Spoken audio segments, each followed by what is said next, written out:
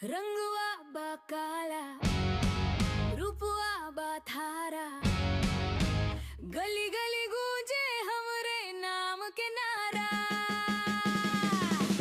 रंगवा बा काला, रूपवा बा थारा, गली गली गूंजे हमरे नाम के नारा। और देख के जलवा दुश्मन ही लेला, ऐसन ढंग के पूरा जिला ही लेला। हमरे आगे सबका बोलती बबन, काला कोबरा जैसा बा हमरो घमंड। नजर उठा के जो हमसे टकराई, सीधे मौत के वो रास्ता दिखाई। नजर उठा के जो हमसे टकराई, सीधे मौत के वो रास्ता दिखाई। हमरे से पंगा न लेना बबुआ,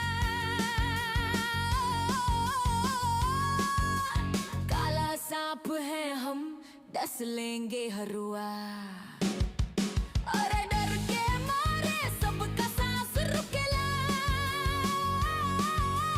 हमरा देख के पूरा जिला हिलेला।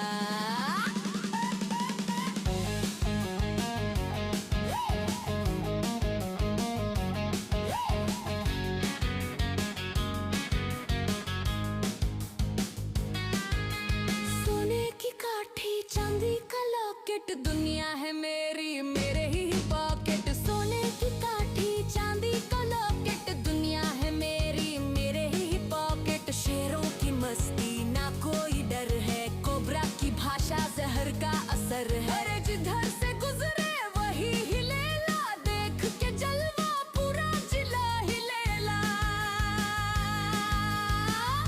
सुन रे भाई, इलाका चाहे किसी का भी हो, धमक तो अपनी ही चलेगी, क्योंकि जहर रगों में है और खौफ आंखों में।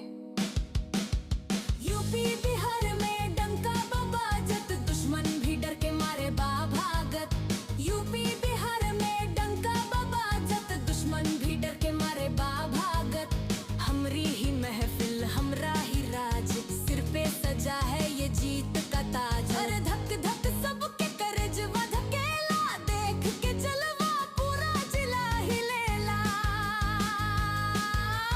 रंगवा बा काला, रूपवा बा थारा, गली गली गूंजे हमरे नाम के नारा।